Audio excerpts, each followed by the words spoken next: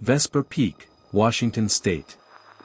August 1, 2018.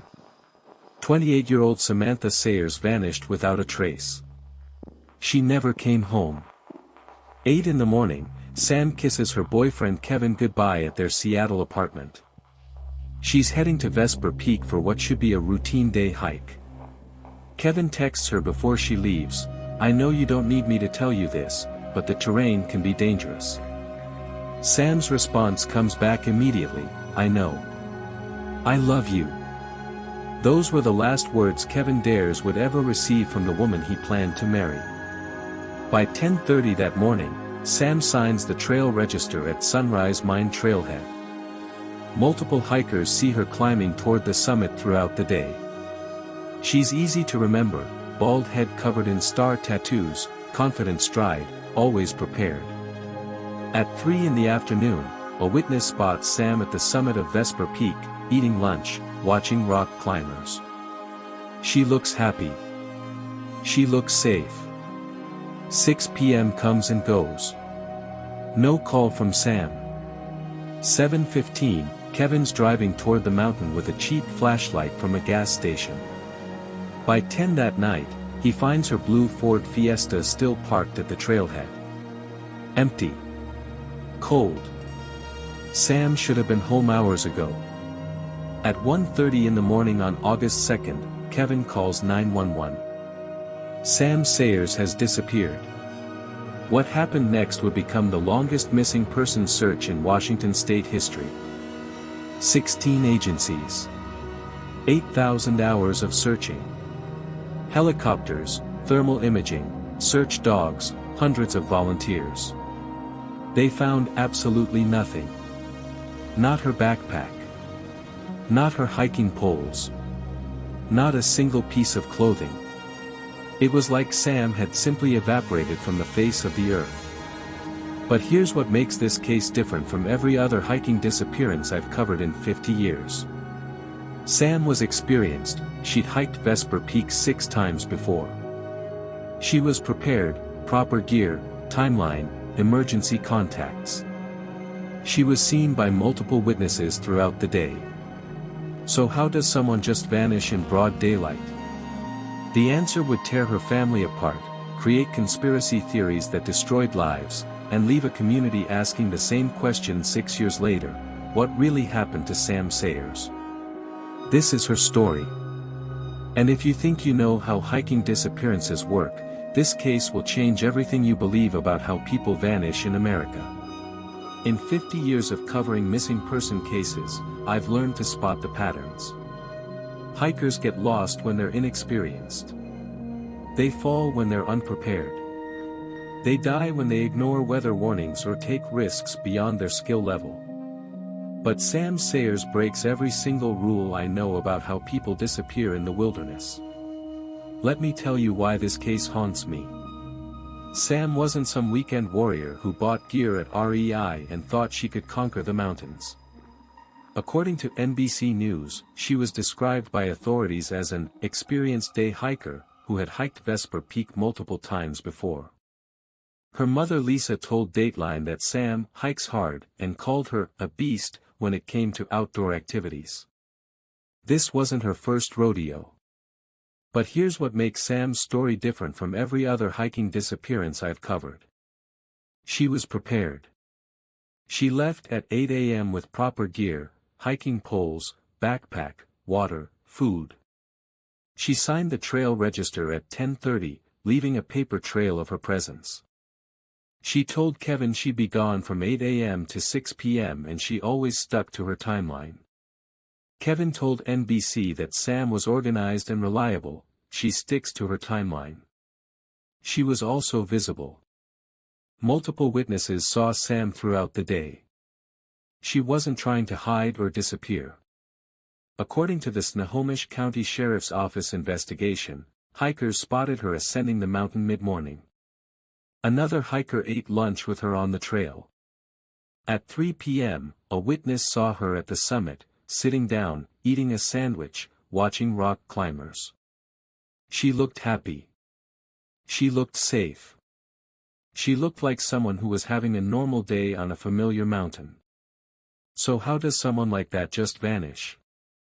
How does an experienced hiker disappear from a trail she knew well, in broad daylight, with multiple witnesses confirming her presence throughout the day? The answer would tear apart everything we think we know about missing person cases. But Sam's disappearance didn't just break the rules of how people vanish. It broke her family apart too. What started as a desperate search for a missing daughter would become a battle between a grieving boyfriend and a suspicious mother. Kevin Dares would spend every penny he had searching for the woman he loved. Lisa Sayers would hire private investigators and refuse to believe her daughter was dead. The case would create conspiracy theories, destroy relationships, and leave a community asking questions that still don't have answers 6 years later. Here's what we know for certain about Sam. She was 28 years old, 5'8", 125 pounds. She had green eyes and was completely bald due to alopecia, an autoimmune condition that causes hair loss. But Sam didn't hide from her condition. According to her mother Lisa, speaking to NBC's Dateline, Sam tried to wear a wig in high school, but she hated it. Instead, she made her baldness part of her identity. She had star tattoos designed by her mother inked on her head as symbols of strength. Lisa told Dateline about one moment that showed Sam's courage. She took her wig right off in front of everyone, during a high school assembly where she explained alopecia to the entire student body. She has really empowered a lot of people through that journey. This was a woman who faced challenges head-on, who refused to be invisible, who turned what others might see as a weakness into a source of strength. Sam had moved from her hometown of Girard, Pennsylvania to Seattle because she fell in love with the Pacific Northwest. Her mother told NBC, "We always went camping, but she fell in love with the West. She loves nature and she loves that area." Sam worked as an Airbnb cleaner and had obtained a real estate license. She lived in Seattle's Belltown neighborhood with her boyfriend Kevin Dares, a 33-year-old real estate developer from New Orleans. They'd met on Tinder in 2015 and clicked immediately. Kevin described Sam to Strange Outdoors as super smart, cool, funny, super driven, all the things you want in a partner. They hiked together regularly, including multiple trips to Vesper Peak. Kevin knew the mountain. He knew Sam's abilities. He knew she was careful and experienced.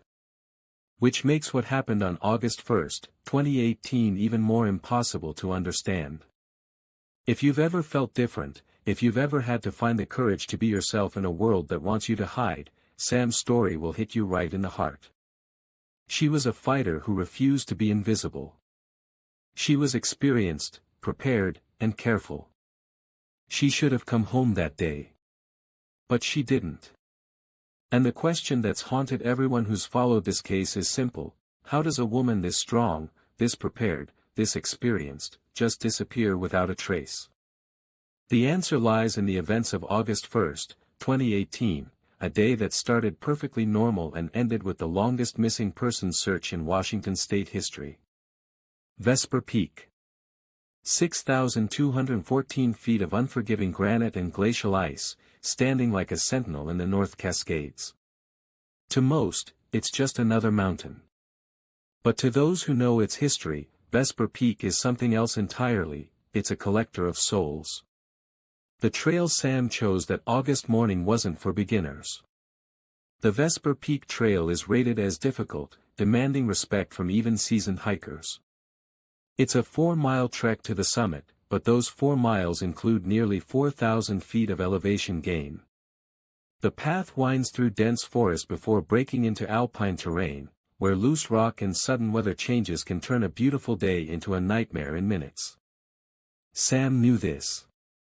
She'd researched the trail, studied the conditions, prepared like the experienced hiker she was. But here's what makes her disappearance so haunting: Vesper Peak has a dark reputation. In the years before Sam's disappearance, at least 3 other hikers had vanished on this very mountain.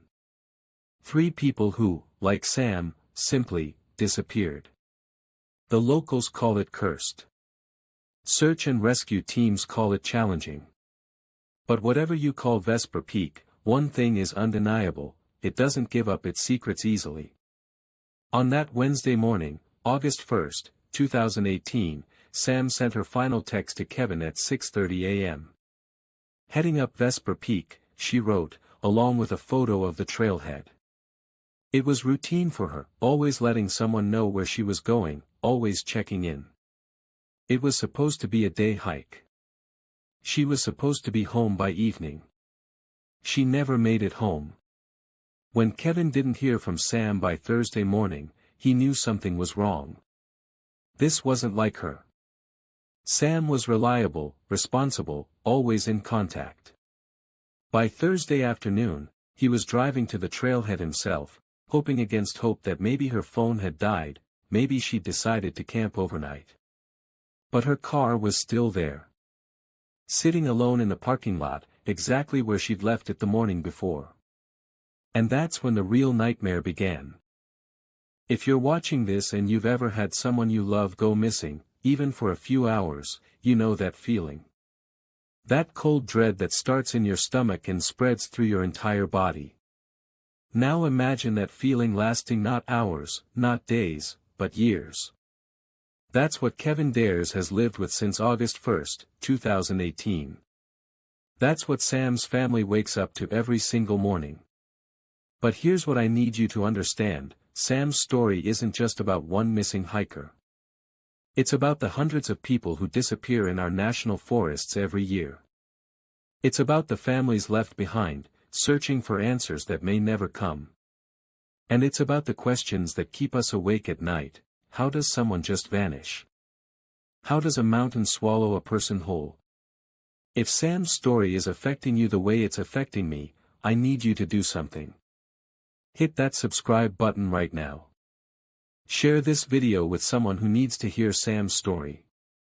Because the more people who know about Sam, the more people who remember her name, the better chance we have of finally getting answers.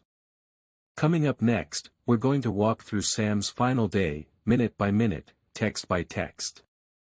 We're going to examine every clue, every detail, every heartbreaking piece of evidence that might tell us what happened on Vesper Peak that August morning. Because Sam Sayers deserves answers. And her family deserves the truth. Let me take you back to July 31st, 2018. The day before everything changed forever. Sam was excited. She'd been planning this hike for weeks, studying trail reports, checking weather conditions. Vesper Peak had been on her bucket list, and finally, she had a free Wednesday to tackle it. She spent Tuesday evening preparing, charging her phone, packing her day pack, laying out her hiking clothes. At 10:47 p.m. on July 31st, Sam sent Kevin a goodnight text. "Early morning tomorrow," she wrote. "Love you." Those would be among the last words Kevin would ever receive from the woman he planned to marry. Wednesday, August 1st, 2018. 5:30 a.m. Sam's alarm goes off in her Belltown apartment. She's always been an early riser, it's one of the things that made her such a dedicated hiker. The early start meant cooler temperatures, fewer crowds, and the best chance of clear summit views before afternoon clouds rolled in. By 6 a.m., she's dressed and ready. Purple tank top, black shorts, her favorite hiking boots. She grabs her day pack, water, snacks, first aid kit, headlamp. Everything a responsible day hiker should carry. She even brings a small camping stove, just in case she wants to make coffee at the summit. 6:15 a.m. Sam leaves her apartment, driving her Honda CR-V toward the Mountain Loop Highway. It's a beautiful morning, clear skies, perfect hiking weather. She's probably listening to music, maybe thinking about the views she'll capture from the summit. 6:30 a.m. Sam arrives at the Vesper Peak trailhead. She takes a photo of the trail sign and sends it to Kevin with that final text, heading up Vesper Peak. And then, she disappears into the forest. What happened next is where Sam's story becomes a mystery that has haunted investigators, search teams, and her family for over 5 years. Here's what we know: Sam was an experienced hiker, but Vesper Peak was challenging even for her. The trail starts deceptively easy, winding through old-growth forest. But after about 2 miles, it gets serious. Steep switchbacks, loose rock, sections where one wrong step could mean a fatal fall. Based on her fitness level and hiking experience, Sam should have reached the summit sometime between 10 o'clock and 11 a.m. She should have taken photos, enjoyed her coffee, maybe called Kevin to share the view. She should have started her descent by noon, reaching her car by 3 o'clock or 4 p.m. But none of that happened. When Kevin didn't hear from Sam by evening, he wasn't immediately worried. Cell service is spotty in the mountains. Maybe she decided to camp overnight. She had done that before on longer hikes. But by Thursday morning, when there was still no word, Kevin knew something was terribly wrong. Thursday, August 2nd, 11 a.m. Kevin calls the Snohomish County Sheriff's Office to report Sam missing. Within hours, search and rescue teams are mobilized. Helicopters take to the air. Ground teams start combing the trail. But here's the thing that still gives me chills: when the first search teams reached the summit of Vesper Peak that Thursday afternoon, they found no trace of Sam. No footprints in the snow near the summit. No sign she'd ever been there. It was as if Sam Sayers had simply vanished into thin air somewhere on that mountain. Think about that for a moment. An experienced hiker, on a well-marked trail, in good weather, just gone. No distress call. No cry for help. No evidence of where she went or what happened to her. If this story is gripping you the way it's gripping me, I need you to do something right now. Hit that like button. Share this video. Comment below with your thoughts about what might have happened to Sam. Because every share, every comment, every view keeps Sam's story alive. And keeping her story alive might be the key to finally solving this mystery. Coming up next, we're diving deep into the massive search effort that followed, one of the largest search operations in Washington state history. We'll meet the volunteers who gave up their lives for months to look for Sam. We'll examine the clues that were found, and the heartbreaking dead ends that followed. Because what happened next would test the limits of human endurance, hope, and the unbreakable bond between people who refused to give up on someone they've never even met. August 2nd, 2018. 2:47 p.m. The first search helicopter lifts off from the Snohomish County Sheriff's Office, carrying a crew that has no idea they're about to become part of one of the most extensive search operations in Pacific Northwest history. This is Search and Rescue Team Alpha. We're approaching the Vesper Peak Trail. No visual contact with the missing hiker. Continuing search pattern. In those first 48 hours, everyone believed Sam would be found. Missing hikers usually are, maybe injured, maybe lost, but alive. The statistics were on their side. Most people who go missing in the wilderness are found within 72 hours. But Sam Sayers wasn't going to be a statistic. By Friday, August 3rd, over 200 volunteers had joined the search.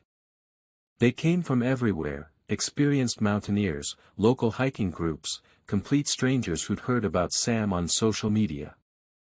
They formed search lines, combed through dense forest, rappelled down cliff faces, all united by one simple belief: nobody gets left behind. Among them was a man named Bud Carr. A retired Navy veteran who'd never met Sam Sayers, but who would dedicate the next year of his life to finding her. Bud wasn't supposed to be there. He was dealing with his own health issues, his own family responsibilities. But something about Sam's story grabbed him and wouldn't let go. Maybe it was her smile in the photos. Maybe it was Kevin's desperate pleas for help. Or maybe it was something deeper, the understanding that when someone disappears, they take a piece of everyone who loves them. Bud organized what became known as the Sayers Search Team, a group of volunteers who would search for Sam every single weekend for months. They brought dogs, drones, climbing equipment. They mapped every inch of Vesper Peak and the surrounding wilderness. They followed up on every tip, every possible sighting, every theory, no matter how far-fetched. But here's what made this search different from others: social media. Sam's disappearance went viral in a way that missing person cases rarely do. Facebook groups dedicated to finding her grew to thousands of members. Reddit threads analyzed every photo, every clue, every possible scenario. Hashtag Find Sam Sayers trended on Twitter. Suddenly, everyone was an armchair detective. And while most of these online sleuths meant well, the constant speculation began to take a toll on Sam's family and the official search teams. Theories multiplied like wildfire. Some said Sam had fallen into a hidden crevasse. Others believed she'd been attacked by wildlife. There were whispers about foul play, about Sam running away to start a new life, about everything from alien abduction to government cover-ups. Kevin Dares watched it all unfold from the center of a nightmare he couldn't wake up from. The man who'd planned to propose to Sam found himself defending her memory against internet trolls who questioned everything from her hiking experience to their relationship. She didn't run away, Kevin would tell anyone who'd listen. Sam loved her life. She loved her family. She loved me. She was planning our future together. She didn't just disappear because she wanted to. By September 2018, the official search had been scaled back. The Snohomish County Sheriff's Office had exhausted their resources. They'd searched over 100 square miles, deployed helicopters, dogs, ground teams, technical rescue specialists. They'd found nothing. But the volunteers didn't stop. Bud Carr didn't stop. Sam's family didn't stop. Because here's the thing about hope: it's not logical. It doesn't follow statistics or probabilities. Hope is the voice that whispers, maybe today, even when every rational part of your brain says it's over. And that hope created something beautiful and heartbreaking, a community of people who'd never met Sam Sayers but who loved her anyway. People who gave up their weekends, their vacations, their savings to keep looking. People who proved that sometimes, strangers can become family in the face of tragedy. If you're feeling that pull right now, that need to do something, to help somehow, then you understand what drove hundreds of people to spend months searching for someone they'd never met. And I need you to channel that feeling into action. Subscribe to this channel. Share Sam's story. Keep her memory alive. Because what I'm about to tell you next will challenge everything you think you know about this case. We're going to examine the clues that were found, and the disturbing questions they raised. We're going to talk about the theories that emerged, the conflicts that developed, and the heartbreaking moment when hope began to fracture under the weight of unanswered questions. October 12, 2018. 2 months and 11 days after Sam disappeared. A volunteer searcher named Jason is making his way through dense brush about 1.5 miles from the Vesper Peak Trail when something catches his eye. Something that doesn't belong in the wilderness. It's blue. Bright blue against the brown and green of the forest floor. Sam's hiking poles. For the first time since August 1st, there was physical evidence that Sam Sayers had been on that mountain. But instead of providing answers, this discovery would raise questions that still haunt investigators today. We've got something here. Requesting immediate backup and evidence collection. Here's what made this discovery so significant, and so disturbing. Sam's hiking poles were found nearly 1 mile off the main trail, in an area that made no logical sense for a day hiker to be. They were lying separately, about 30 feet apart, as if they'd been dropped or thrown. But here's the detail that still gives me chills: the poles were found in an area that had already been searched. Multiple times. By professional search teams, by volunteers, by search dogs. How had they been missed? The discovery energized the search effort. If Sam's poles were there, maybe Sam was nearby. Ground teams flooded the area. Every bush, every fallen log, every possible hiding spot was examined with renewed intensity. But they found nothing else. No clothing, no backpack, no trace of Sam herself. Just those two blue hiking poles, sitting in the forest like breadcrumbs in a fairy tale that had no ending. Then, 3 weeks later, another discovery. November 3, 2018. A different volunteer, searching a different area, finds something else that belonged to Sam. Her water bottle. Empty, lying in a creek bed about half a mile from where the hiking poles were discovered.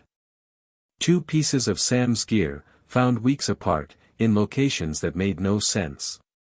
And still no sign of Sam herself. This is where Sam's story takes a turn that divides people to this day. Because these discoveries didn't just provide clues, they created theories. And some of those theories would tear apart the very community that had formed to find her. Theory number 1, Sam had become disoriented, left the main trail, and was wandering in the wilderness when something happened to her. Maybe she fell, maybe she succumbed to exposure, maybe she encountered wildlife.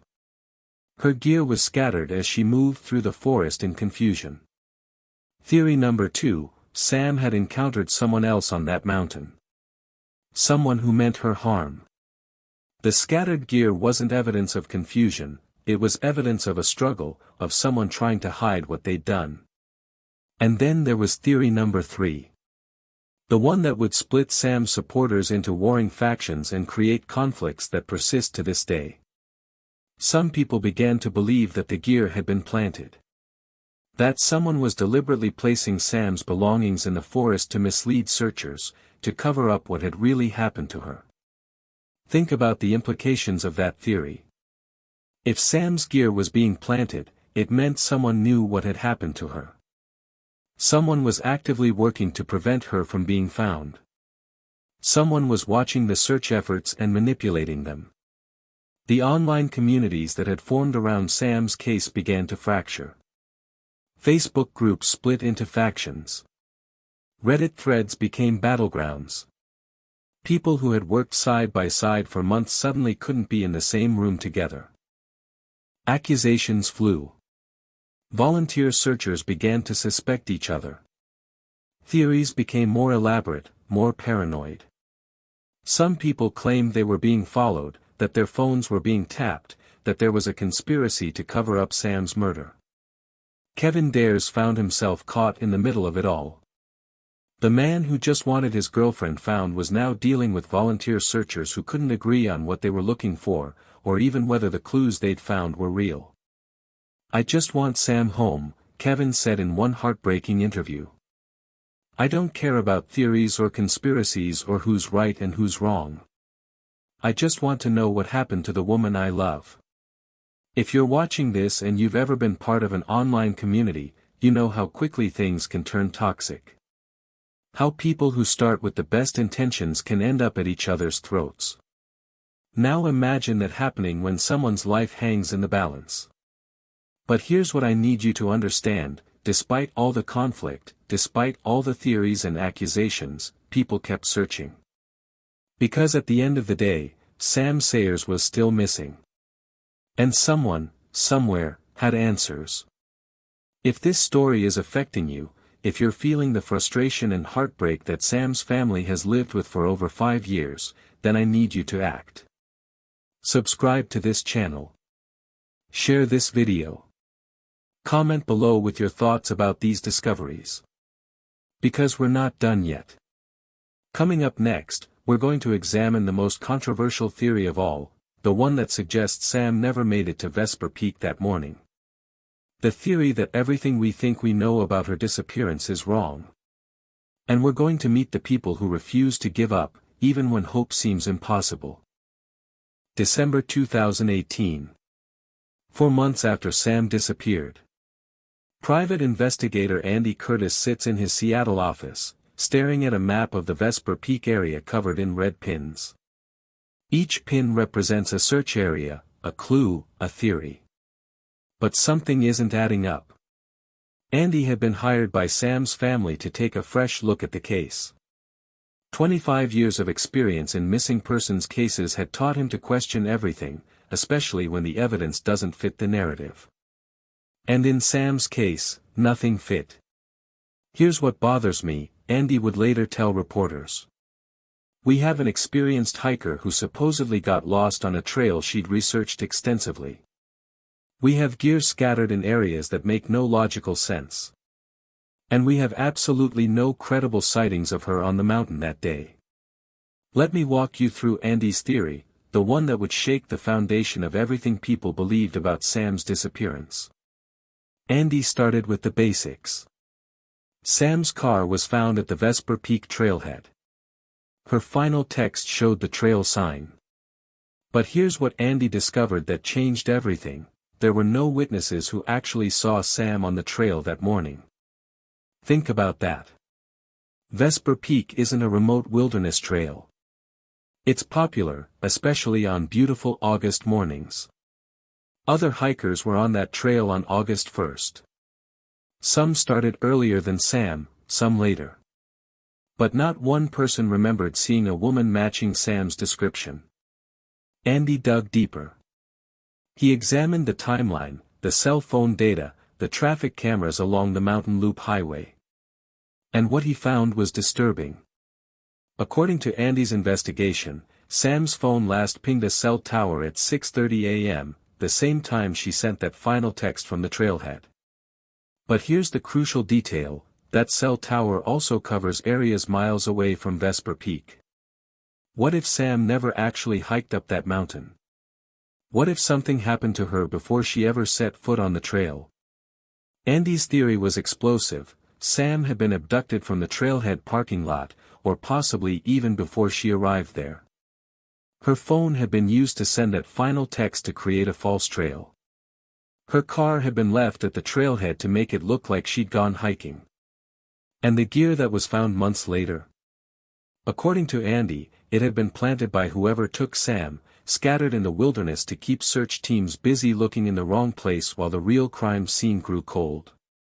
The reaction to Andy's theory was immediate and explosive.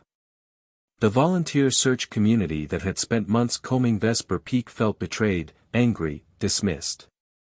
They'd risked their lives searching that mountain. They'd found Sam's gear. How could someone suggest it was all a waste of time?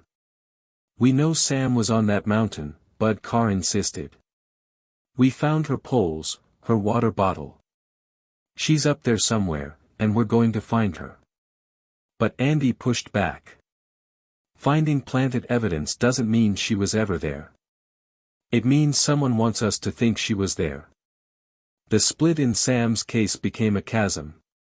On one side, the mountain searchers who believed Sam was somewhere on Vesper Peak, waiting to be found.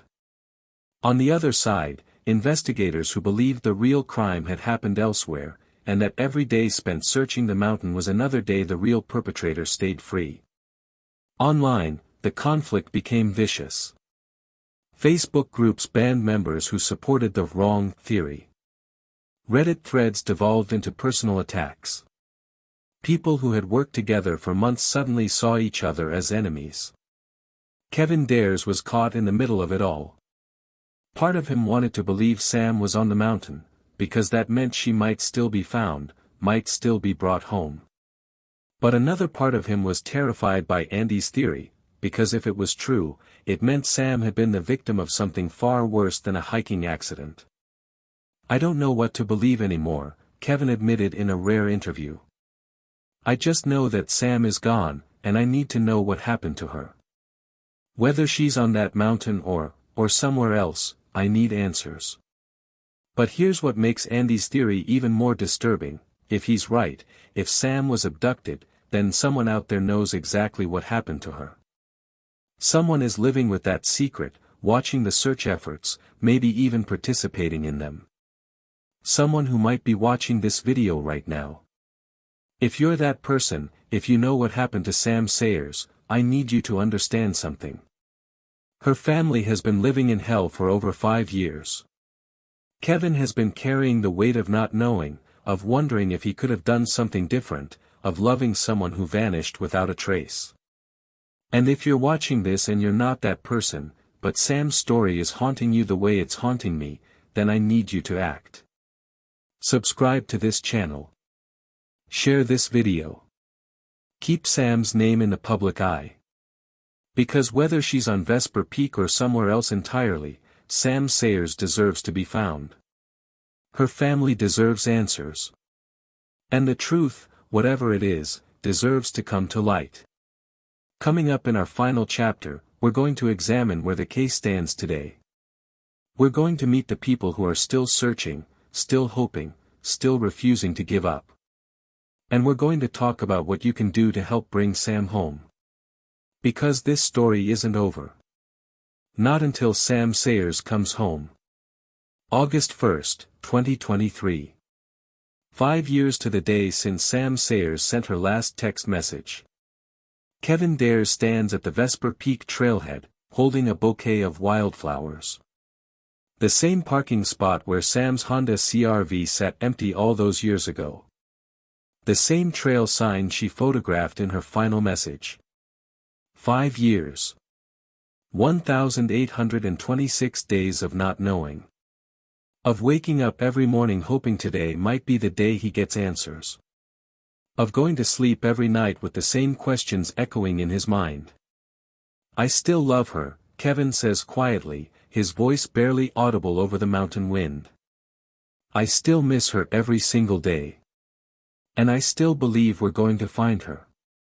The official search for Sam Sayers was called off years ago. The Snohomish County Sheriff's Office has moved on to other cases, other missing persons who might still be saved. But the unofficial search, the one driven by love, by hope, by the refusal to let someone be forgotten, that search continues. Bud Carr is still out there. Still organizing weekend searches. Still believing that Sam is somewhere on Vesper Peak, waiting to be found. His team has covered thousands of miles, rappelled down countless cliff faces, searched areas so remote that few humans have ever set foot there. We don't quit, Bud says simply. That's not who we are. Sam's family didn't quit on her, so we don't quit on Sam. But the years have taken their toll. Some volunteers have moved on, exhausted by the endless searching with no results. Others have been driven away by the conflicts, the theories, the accusations that have plagued the case from the beginning. Private investigator Andy Curtis continues to pursue his theory that Sam never made it to the mountain. He's followed leads across multiple states, investigated potential suspects, analyzed evidence that others have dismissed. But he, too, has found no definitive answers. The truth is out there, Andy insists. Someone knows what happened to Sam. Someone is keeping that secret. But secrets have a way of coming to light, especially when people refuse to stop asking questions. And that's where you come in. See, here's what I've learned in researching Sam's story: missing persons cases are solved by attention. By people who care enough to share a story, to keep a name in the public eye, to refuse to let someone be forgotten. Every time you share Sam's photo, every time you mention her name, every time you refuse to let her disappear from public memory, you're doing something powerful. You're keeping hope alive. You're keeping pressure on whoever might have answers. You're honoring a young woman who deserves to be remembered. But I need you to do more than just remember Sam. I need you to act. If you have any information about Sam's disappearance, anything at all, no matter how small or insignificant it might seem, contact the Snohomish County Sheriff's Office. Don't assume someone else has already reported it. Don't think it's not important enough. Every detail matters when someone's life is at stake. If you were hiking in the North Cascades in August 2018, if you saw anything unusual, if you remember a woman who looked like Sam, if you noticed someone acting strangely, speak up. It's never too late to come forward. And if you're the person who knows what really happened to Sam, if you're carrying that secret, if you've been living with that guilt, I need you to understand something. Sam's family isn't looking for revenge. They're looking for closure. They're looking for the chance to bring their daughter, their sister, their loved one home. Kevin Dares has said he would forgive anyone who comes forward with the truth about Sam. Think about that. After 5 years of hell, after 5 years of not knowing, he's still willing to forgive if it means getting answers. That's the kind of love Sam inspired. That's the kind of person she was, and the kind of people who loved her. So here's what I need you to do right now. Subscribe to this channel, because I'm going to keep telling stories like Sam's, stories of people who deserve to be remembered. Share this video with everyone you know. Post it on your social media. Send it to your friends and family. Leave a comment below. Tell me what you think happened to Sam. Share your theories, your thoughts, your prayers for her family. Because every comment, every share, every view keeps Sam's story alive. And if you're feeling helpless, if you're wondering what else you can do, remember this: you've already done something important just by watching this video. You've learned Sam's name. You've heard her story. You've become part of the community of people who refuse to let her be forgotten. Sam Sayers was 28 years old when she disappeared. She had her whole life ahead of her. She had dreams, plans, people who loved her. She was going to marry Kevin. She was going to keep hiking mountains, keep exploring the world, keep being the bright, adventurous spirit that everyone who knew her remembers. She still deserves that chance. She still deserves to come home. Somewhere out there, Sam is waiting. Whether she's on Vesper Peak or somewhere else entirely, whether she's alive or at rest, she's waiting for someone to find her. She's waiting for someone to bring her home to the people who love her. Don't let her wait alone. This is Sam's story. But it doesn't have to be the end of Sam's story. Help us bring Sam Sayers home. Remember to subscribe, share, and keep Sam's story alive.